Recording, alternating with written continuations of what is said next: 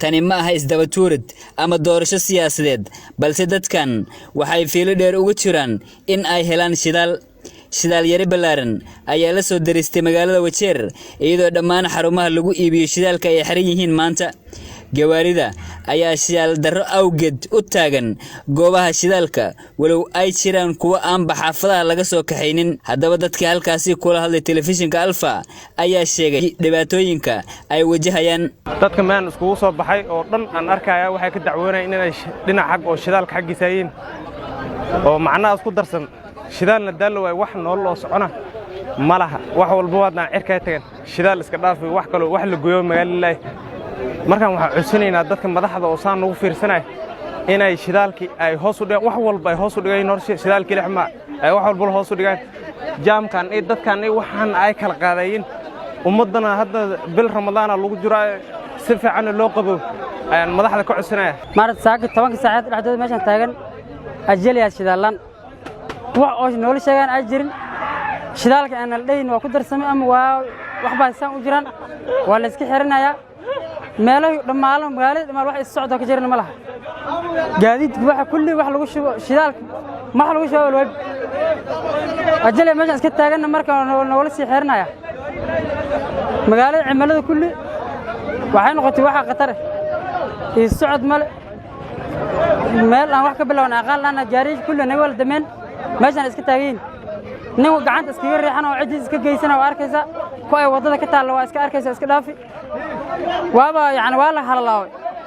ka baan ku dhaqanaa garan lan shidaalanta waxay bilaabatay shalay 12 ilaa hadda ay socotaa shidaalanta waxa dhacday dhibaato fara badan haddana ilaa waa la sheegay beeciisa shidaalka dadweynaha hadda la dhiilay gaarigiiba cala gaarigiiba 10,000 aan ku shooyna halka litir ka dalilay waa ogol yihiin ilaa hadda waxay ku hadlayeen ku dhawaaqi leeyihiin shidaalka go'aankiisi oo bici wax la gedlay halka litirka kale dadweynaha waxa hadda ku dhaqaqanay leeyihiin ilaa 12 shalnimo to hadda waa taagan gaariyaasha dadka xanuunsanay oo kale istaalka joogay wax lagu soo qaado gaarina waa leeyahay dadka xoogo calacalkooda iyo xuquuqooda waa ay sayeerahaya meeshan dhibaan ugu haysta dhibka waxa kamid ah petrolan magiis dhibbaad jiro petrolka wixii lagu socdo petrol ah dadka si soo kaad gurnaas fiilo ku jira magaan dawladda iyo dadweynaha waxaan ka codsanaynaa petrolka in noola soo furo kumiko waxna la dhahaba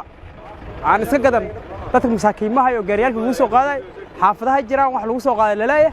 dhibkaas wajeer waxaan ahay gudoomiyaha tagaasiliid ayaan ahay marka maanta waxaan suuqaana keenay meeshan suuqaan keenay inay shidaal yari jirta oo shidaal yari ay dhacday oo shidaal magaalada ay lahayn mideeda kale laba meel ay maanta shidaal jirtaa laba kaalin ay shidaal jirtaa labada kaalin oo shidaal jirtana maamul darri ayaa loo qaadan lahayaa marka dadweynaha kulli ama dadka maanta tagaasiliid waxaan ka codsan lahaa u sheegi lahaa in si maamul ah iyo si maamuus shidaalka loo qaata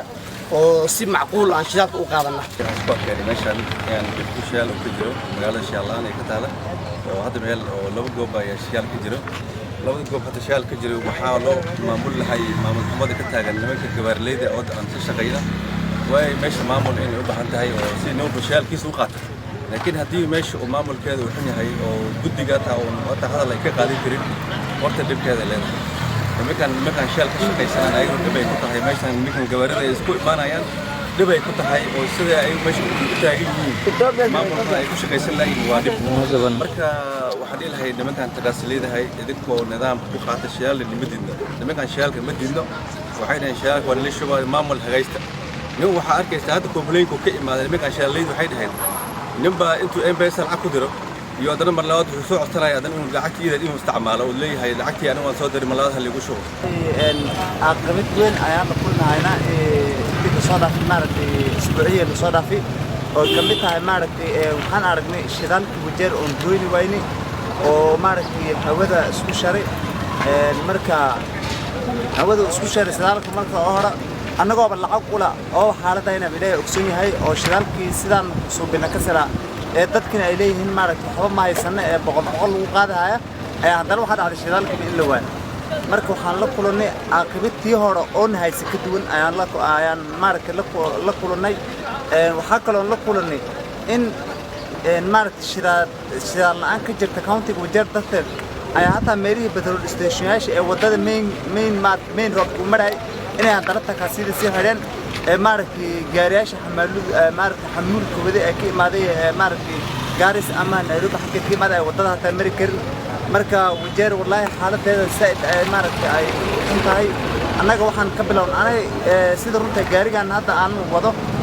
meeshan waxaan kaga dhaqaaqay marka saar waan xaaladahay kabtan ma ku baqareynay waan iska tagi waxa intaasi dheeri ah in haddii ay shidaal yaradan sii socoto maxaa dhici karo xasan ayman telefishinka alfa ismaamulka Wajeer